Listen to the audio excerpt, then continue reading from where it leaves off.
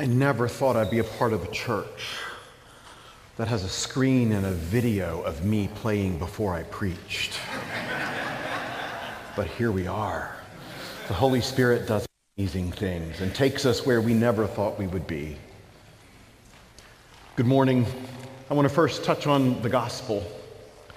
Because in the gospel this morning, which is a story we all know about, we find Jesus and the disciples in the forecourt of the temple. And in the temple, so in the temple structure in Jerusalem, it's a giant complex and there are two courtyards. And the closer in you get, the further in you get, the less ordinary the person becomes. So in other words, the closer you get to the middle, which is the Holy of Holies, which is the sacred part of the temple itself, the higher the restrictions are. So we're in the first court, which means we're in the farthest away from the sacred. We're in the court where everyone goes. It is literally a marketplace. There are Jews and Gentiles, there are Romans, there are military officials, there are government officials, there are religious officials, they're old and young, they're men and women and children, they're Gentiles and Jews all over. People are having conversations, there are booths selling things. The money changers are in this court. If you remember the story of the money changers in the temple, this is where they are. They're in this physical courtyard before you get into the rest of the complex. They're selling doves for the sacrifice in the temple. There is so much going on. It's loud, it's noisy, it's crowded, it's dusty. And Jesus is there with his disciples, and it's where everybody is. Everybody in town comes here. This is the meeting place of everyone in town. And Jesus is there with his disciples, and he looks and he sees over in one corner a group of Pharisees, of scribes, and Jesus, who always courts trouble, begins to court trouble again. And he says it with a loud voice. Jesus rarely has an inside voice. So when Jesus is speaking always loud enough that everybody hears. And that's intentional. And he says in this morning's gospel, you see those Pharisees over there? And he's talking to his disciples. You see how they're dressed? You see how they're wearing their long robes in public, and they're praying, and they pray loudly, and they pray so everybody can see. Public displays of piety. And he says, you see those? He says, that's not what I want you to be. I don't want you to pray in public. I don't want you to call attention to yourselves being holy, because as Jesus says, they're getting their reward now. They're getting the attention they want. That's what they want. So they're getting the reward, and your reward comes later. And so he's making a point. He says, don't be like them.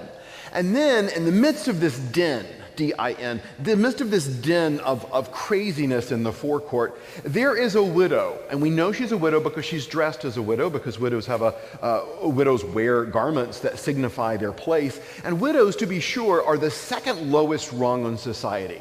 Last week, the gospel was about lepers. They're on the bottom rung. This week, we've come up a rung, and we have widows. Widows are at the mercy of everyone else. They have no one to guard them. It is a patriarchal society. They cannot hold their property. They're at the whim of tax collectors. They're at the whim of those who make bribes, extortionists. Widows truly, truly are at the mercy of anyone who wants to take advantage of them. And here is this woman, and she is a widow, and she's poor. And she walks into the courtyard amidst all the craziness, and there is a box. There's a safe box. There's a lock box. And people come to put their offerings in the lock box. Everyone comes by to do it. Some people make a big spectacle of it. Probably like the Pharisees, who are praying loudly in public and wearing their long robes, getting everyone to see them. But he says, watch her.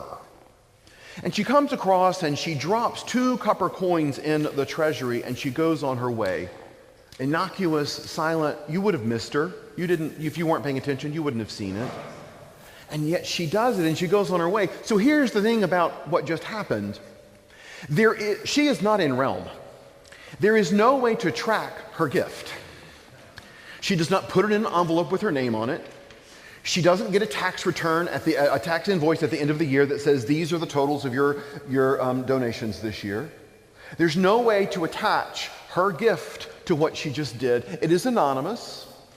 She is not compelled by regulation to do this. She's compelled by her obligation.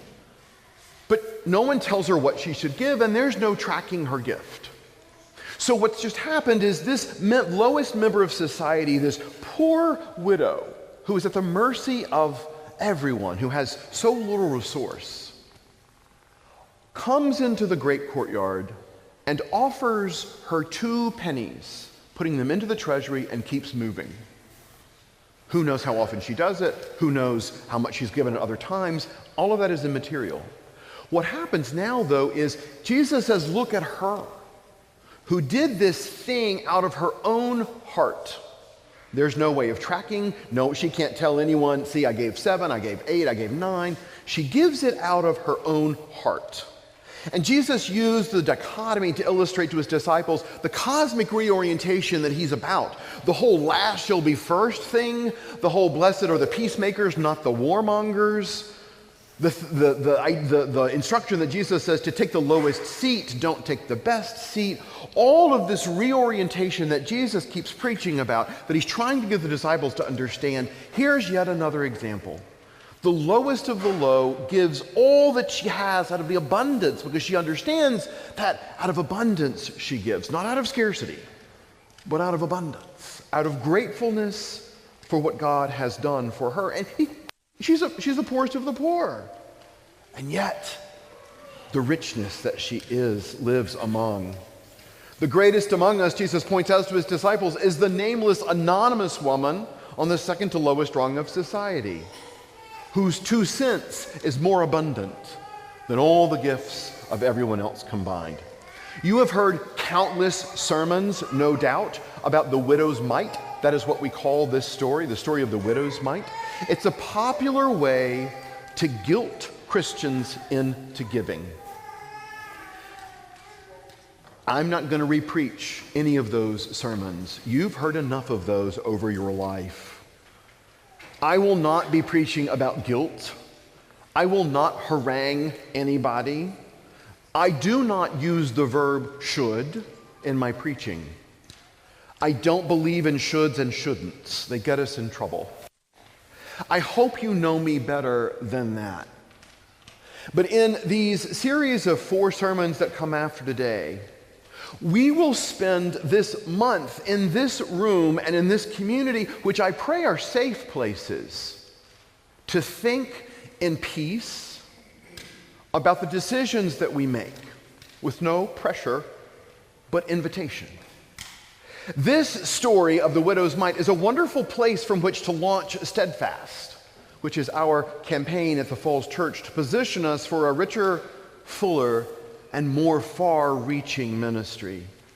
Repairs to the roof in the historic church, our heating and cooling systems across campus, and to ensure the stability and sustainability of this parish for the present and for years to come. The leadership of this parish has been working on Steadfast for almost a year now. We've interviewed consultants, we've held listening sessions, we've prioritized many things that need to be addressed in our community. And to be sure, there are plenty of other things that we need to focus on. But right now, this is our priority. We have identified leadership for this campaign, and I'm grateful to Carla and Chris Wilson, as well as to Veronica Cannon and to Drew Arviseth and the steering committee, who have spent hours and hours and hours working toward this project. We have, most importantly, prayed throughout this process about what we're doing and how we're doing it. And we've prayed that it pleases God and that it furthers the building of God's kingdom of equity and justice. We've held 3 roundtables at which we saw many of you.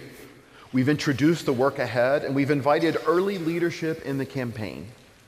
I have had many, many face-to-face conversations with members of this community, and I have counted each one of those as perhaps one of the greatest privileges a rector can have: the invitation into heart, the invitation to the prayer of persons. And I thank you for that access.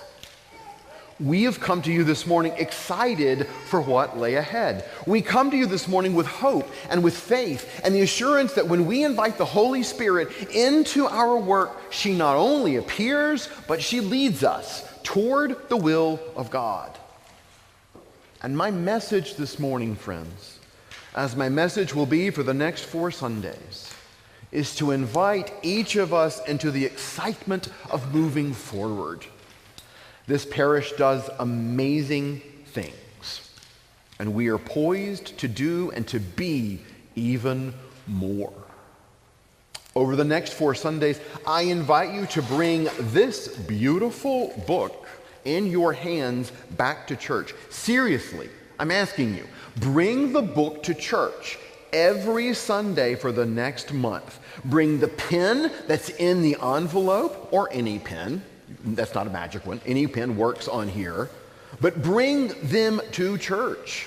Put it somewhere that you're going to see every Sunday. Write on your envelope, bring me to church. I don't know what it takes, but whatever it is for you, get this book to church every single Sunday for the next 4 weeks. And I encourage you, you'll see in here, we've gone through great pains. I have outlined sermons months ahead of time. I don't do that. But I have sat down and outlined a month of sermons. And here are questions that come from those sermons. And here are questions that invite us deeper into prayer. Bring this to church.